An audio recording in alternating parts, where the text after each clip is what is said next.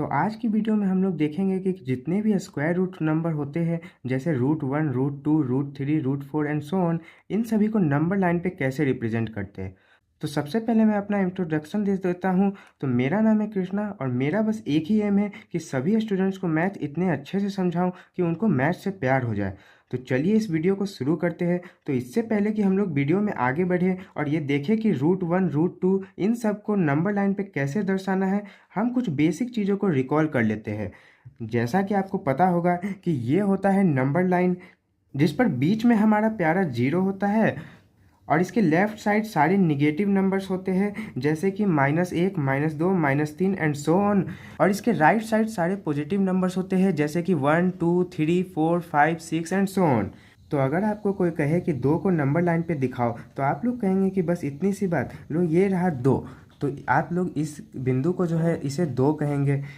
उसके बाद अगर वो कहता है कि -5 को नंबर लाइन पे दिखाए तो ये रहा -5। अब मान लो वो कह देता है कि √2 को नंबर लाइन पे दिखाओ। अब आपका सिर चकराना शुरू हो जाएगा, भला √2 को नंबर लाइन पे कैसे दिखाए। फिर आप लोग सोचेंगे कि √2 को क्या नंबर लाइन पे दिखा भी सकते हैं।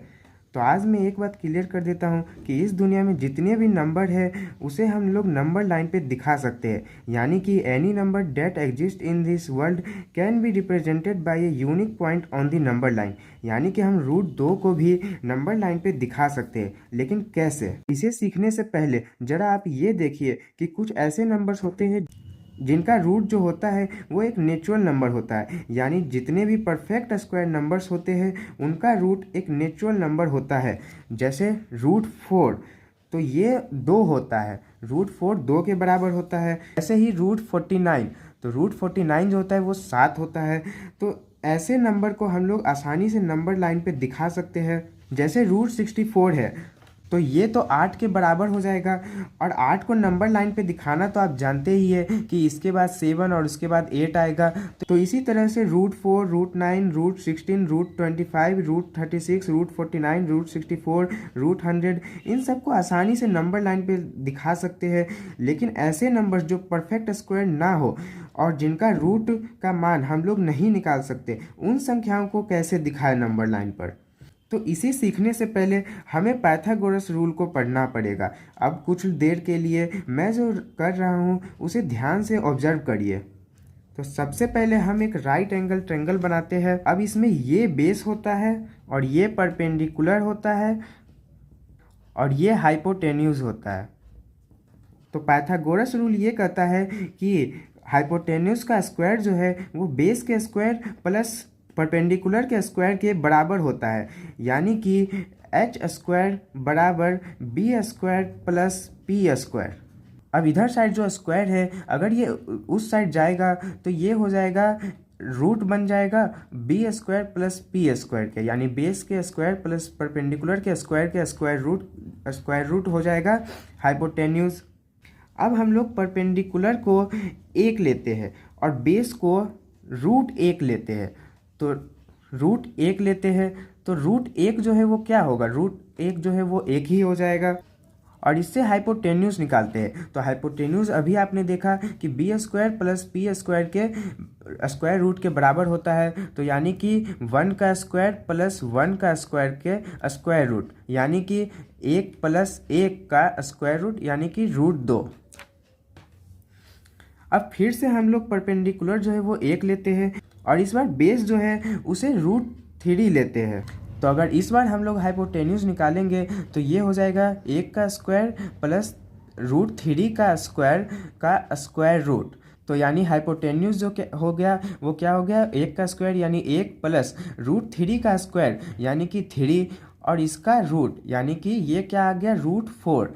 तो इससे आपने देखा कि यानी कि जिस भी नंबर का रूट हाइपोटेन्यूज में हम लोगों को चाहिए होता है उससे 1 कम बेस लेते हैं और परपेंडिकुलर हमेशा 1 ही लेते हैं। तो यानी कि अगर हम लोगों को हाइपोटेन्यूज √4 चाहिए तो हम लोग बेस √3 लेंगे और परपेंडिकुलर सिर्फ 1 लेंगे।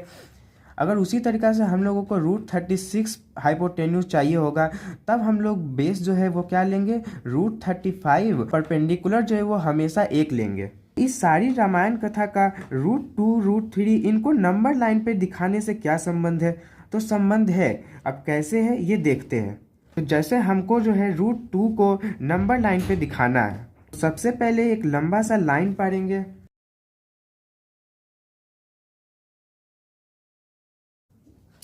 और इसमें 2-2 सेंटीमीटर पर निशान लगा लेंगे।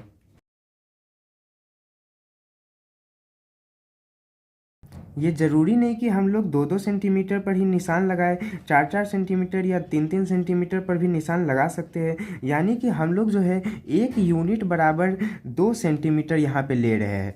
तो अब मान लेते हैं कि ये जो है 0 है, ये 1 है, ये 2 है, ये 3, ये 4, ये 5 एंड सो ऑन, इस तरह से आगे चलते जाएगा। अब अगर हमको हाइपोटेन्यूस √2 चाहिए तो बेस क्या लेंगे और परपेंडिकुलर क्या लेंगे। तो बेस जो है हम लोग इससे एक कम यानी कि √1 लेंगे, यानी कि जो कि 1 के बराबर होता है, और परपेंडिकुलर भी जो है वो 1 लेंगे हमेशा ही। अब हम लोग बेस जो है वो 1 इकाई मान लेते हैं, 1 यूनिट, यानी कि यहाँ से यहाँ तक, और यहाँ पे एक 90 डिग्री का कोण बनाते हैं, 90 डिग्री का एंगल बनाएंगे। तो जैसे कि हमने कंपास यहाँ रखा और यहाँ पर 90 डिग्री पर एक एंगल बनाया, तो हम जो है सबसे पहले यहाँ पे एक 90 डिग्री का एंगल बनाते हैं। तो ये जो है 90 डिग्री का एंगल बन गया। तो ये जो है ये बेस हो गया। और अब परपेंडिकुलर जो है वो भी 1 लेते हैं, यानी 1 यूनिट ये भी है। 1 यूनिट यानी कि 2 सेंटीमीटर लेना है। तो हम लोग जो है इसे स्केल से नाप लेंगे 2 सेंटीमीटर। तो यहाँ से हम लोग जो है 2 सेंटीमीटर को ऐसे नाप लेंगे और निशान लगा लेंगे। तो ये जो है यहाँ से यहाँ तक 1 यूनिट आ गया। अब इस दोनों को पॉइंट को जो है हम लोग जोड़ देंगे। अब आप ही देखिए कि यहाँ पे एक राइट एंगल ट्रायंगल बन गया है, जिसका बेस जो है वो 1 यूनिट है और परपेंडिकुलर जो है वो भी 1 यूनिट है। इस तरह से अगर इसका स्क्वायर प्लस इसका स्क्वायर का स्क्वायर रूट जो होता है वो हाइपोटेन्यूस होता है। तो अगर 1 का स्क्वायर प्लस 1 का स्क्वायर रूट करेंगे तो ये जो है क्या आ जाएगा, √2, यानी कि ये जो हाइपोटेन्यूस बना ये √2 है। मतलब कि हमें जो ये पॉइंट मिला ये √2 है। अब ये √2 मिल तो गया, लेकिन ये हवा में है, इसको नंबर लाइन पे लाना होगा। तो इसके लिए हम कंपास लेंगे और इसको 0 पर रख कर यहाँ से यहाँ तक जो है नाप लेंगे, और फिर इसको जो है ऐसे ऐसे करते हुए इसको नंबर लाइन पर ऐसे काट देंगे। तो नंबर लाइन पे ये जहाँ पे कटेगा ये जो पॉइंट होगा यही हम सबका √2 होगा। चलिए एक और क्वेश्चन लेते हैं और अच्छे से इसे समझने के लिए। तो मान लेते हैं कि इस बार √3 को नंबर लाइन पर दिखाना है। तो सबसे पहले हम लोग एक लंबा सा लाइन खींचेंगे। लंबा सा लाइन खींचने के बाद इस एक इकाई को हम लोग कुछ भी मानकर उतना उतना पर निशान लगा लेंगे। इस बार मान लेते हैं 3 सेंटीमीटर है, 1 यूनिट बराबर, तो 3-3 सेंटीमीटर पर निशान लगाएंगे। अब मान लेते हैं कि ये 0 है तो ये 1 हो जाएगा, ये 2, ये 3, ये 4, ये 5, इस तरह आगे बढ़ते जाएगा। अब हम लोगों को हाइपोटेन्यूस जो है वो कितना लाना है, तो √3 लाना है। तो √3 लाने के लिए हम लोग जो है बेस क्या लेंगे, इससे एक कम का रूट यानी कि √2 लेंगे, और परपेंडिकुलर जो है वो क्या लेंगे, 1। तो √2 हमने अभी यहाँ पे बनाया था। तो √3 बनाने के लिए हम सबको अगर बेस √2 चाहिए तो यानी कि हम लोगों को सबसे पहले अब √2 बनाना पड़ेगा। तो उसके लिए सबसे पहले हम लोग 1 यूनिट का जो है बेस लेंगे। तो ये बेस हो जाएगा 1 यूनिट का, और उसके बाद फिर परपेंडिकुलर बनाएंगे इस पर, यानी कि सबसे पहले एक 90 डिग्री का यहाँ पे कोण बनाएंगे।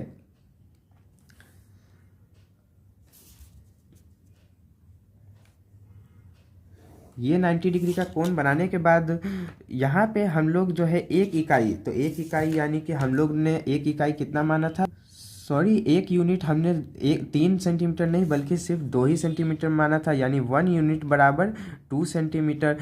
तो हम लोग जो है इसका परपेंडिकुलर जो है उसे भी 2 सेंटीमीटर पर निशान लगाएंगे। तो ये जो है इसका परपेंडिकुलर हो गया, जो कि कितना है, 1 इकाई है। तो जब 1 ये और ये 1 ये रहेगा तब हाइपोटेन्यूस यानी कि ये दोनों को जो जोड़ने पर जो आएगा, तो ये जो है ये अपने आप कितना हो जाएगा, √2। अब ध्यान से देखिए कि अगर ये बेस मान लेते हैं कि √2 है, जो कि हम लोगों को चाहिए था। अब यहाँ से एक परपेंडिकुलर बनाते हैं जो कि 1 यूनिट का रहेगा। तो परपेंडिकुलर बनाने के लिए सबसे पहले इस पर एक 90 डिग्री का कोण बनाएंगे। तो इस लाइन पर इस बार प्रोटेक्टर को रखेंगे और यहाँ से 90 डिग्री पर निशान लगा के और 90 डिग्री का यहाँ पे एंगल बना लेंगे।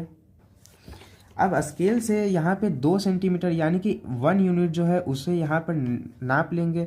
तो यहाँ पे ये रहा 2 सेंटीमीटर यानी कि 1 यूनिट। अब ये जो है क्या हो गया, परपेंडिकुलर हो गया हम सबका। अब अगर हम लोग यहाँ से 0 तक को जोड़ दे तो हम लोगों को इस बार ये जो हाइपोटेन्यूस है ये कितना मिल जाएगा, √3। तो आप ही देखिए कि अगर यहाँ पे बेस जो है वो √2 है और परपेंडिकुलर 1 है तो ये क्या हो जाएगा, √2 का स्क्वायर प्लस 1 का स्क्वायर का स्क्वायर रूट जो होगा वही हाइपोटेनस होगा। तो ये आखिर होगा क्या, तो √2 का स्क्वायर 2 हो जाएगा प्लस 1 का स्क्वायर 1 हो जाएगा और इसका रूट यानी कि √3। तो मतलब कि ये जो हाइपोटेन्यूस होगा ये कितना होगा, √3 होगा। ये जो पॉइंट मतलब कि मिला ये √3 है, लेकिन ये फिर से हवा में है। तो इसे ज़मीन पर यानी कि इस नंबर लाइन पर लाने के लिए हम लोग कंपास से 0 पर सबसे पहले रखेंगे और यहाँ से इस 3 तक को नाप लेंगे, इस 3 को यहाँ पे नाप के और फिर इसको ऐसे ऐसे करते करते नीचे ले आएंगे। तो इस तरह से ये नीचे आ गया। तो यानी कि ये जो नंबर लाइन पे ये जो पॉइंट है यही क्या दर्शाएगा हम सबको, √3। तो इससे ये पता चलता है कि √6 को नंबर लाइन पे दिखाना हो तो पहले √5 बनाना पड़ेगा और √5 के लिए √4 बनाना पड़ेगा और √4 के लिए √3, इसी तरह √3 के लिए √2 को बनाना पड़ेगा। लेकिन अगर क्वेश्चन आ जाए कि √50 यानी कि √50 को नंबर लाइन पे दिखाओ तो सबसे पहले तो हम ये देखेंगे कि बेस इससे एक कम लेना है, यानी कि बेस जो है वो क्या लेना है, इससे एक कम यानी √49। और परपेंडिकुलर क्या लेना है, वो तो हमेशा ही 1 ही लेना है। लेकिन अब क्या हम √49 के लिए √48, √48 के लिए √47, √47 के लिए √46 इस तरह बनाते बैठ जाएंगे? नहीं, हम ऐसा नहीं करेंगे, क्योंकि हम देख रहे हैं कि बेस जो है वो √49 है, यानी कि √49 क्या होता है, तो 7 ही तो होता है ना। तो हम लोग जो है इस बार बेस सीधा 7 यूनिट लेंगे और परपेंडिकुलर 1 यूनिट लेंगे। तो चलिए इसे भी एक बार सॉल्व करके देखते हैं। तो सबसे पहले एक लंबा सा लाइन पाड़ेंगे और उस पर जो है कुछ दूरी पर ऐसे करके निशान लगा लेंगे। तो जैसे कि इस बार 1-1 सेंटीमीटर पर लेते हैं, क्योंकि इस बार बहुत लंबा 7 तक जाना है, तो इसलिए 1-1 सेंटीमीटर का ही लाइन पाड़ते हैं। तो ये 0 हो गया, ये 1, ये 2, 3, 4, 5, 6, 7, 8, 9 और इस तरह आगे बढ़ते जाएगा। अब हम लोगों को बेस जो है वो कितना लेना है, 7 सेंटीमीटर, यानी यहाँ से 0 से 7 तक लेना है। तो ये जो है यहाँ तक आ जाएगा हम सबका बेस। अब यहाँ पे एक परपेंडिकुलर बनाएंगे, यानी कि 90 डिग्री का एक लाइन पाड़ेंगे। तो 90 डिग्री सबसे पहले यहाँ बना लेते हैं।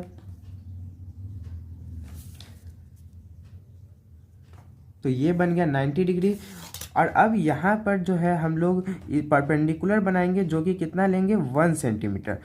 तो हम लोग स्केल से यहाँ पर 1 सेंटीमीटर निशान लगा लेते हैं। तो ये क्या हो गया हम सबका परपेंडिकुलर। तो अभी हमने देखा क्या कि अगर बेस हम लोग 7 लेते हैं और परपेंडिकुलर 1, तो हाइपोटेन्यूस जो है वो क्या आ जाएगा, √50।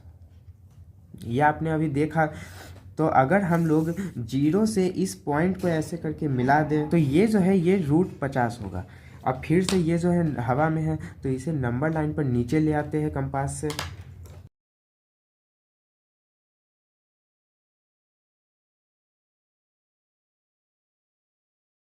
तो ये जो पॉइंट मिला ये हम सबका √50 को रिप्रेजेंट करेगा। तो क्वेश्चन जो है वो हमेशा या तो √2 या √3 ही आएगा, या फिर √50 या फिर √37 आ सकता है, क्योंकि √50 के लिए जो बेस √49 चाहिए उसका मान हम निकाल सकते हैं। और इसी तरह √37 भी आ सकता है, √37 भी कभी कभी आ सकता है, क्योंकि इसके लिए बेस जो है हम सबको कितना चाहिए होगा, √36, जिसका मान भी हम लोग निकाल सकते हैं, यानी कि 6 सेंटीमीटर। तो इसलिए इस तरह का ही सवाल जो है आ सकता है एग्ज़ाम में। तो एग्ज़ाम में कभी भी √35 नहीं देगा। क्यों नहीं देगा, क्योंकि √35 के लिए सबसे पहले बेस जो है हम सबको, तो सबसे पहले हम लोगों को रूट जो है 34 बनाना पड़ेगा, √34 के लिए √33, √33 के लिए √32। तो इस तरह ये बहुत ही बड़ा हो जाएगा। तो इसलिए इस तरह का सवाल कभी भी एग्जाम में नहीं आएगा। तो इसी के साथ हमारा आज का क्लास समाप्त होता है। और मैं बस एक बार रिकॉल करा देता हूँ कि जिस भी नंबर का रूट हम लोगों को नंबर लाइन पे दिखाना है उससे एक कम हम लोग बेस लेंगे, बेस जो है वो क्या करेंगे, एक कम ले लेंगे उससे, और परपेंडिकुलर हमेशा जो है 1 ही लेंगे। और परपेंडिकुलर और बेस बनाने के बाद जो दो को पॉइंट रहेगा, इस दोनों पॉइंट को जोड़ देंगे तो यही हमारा जो क्वेश्चन रहेगा, जो भी यानी कि रूट 50 जैसे था तो रूट 50 बन गया। तो इस तरह से हम लोगों को वो रूट नंबर मिल जाएगा। अब बस उसे कंपास से हम लोगों को नंबर लाइन पर नीचे उतार लेना है। तो मुझे उम्मीद है कि आपको आज का ये क्लास इन्फॉर्मेटिव लगा होगा और साथ ही समझ में भी आया होगा। अगर कोई भी डाउट होगा तो कमेंट में टाइप कर दीजिएगा। मिलते हैं दूसरे किसी मज़ेदार क्लास में। जय हिंद।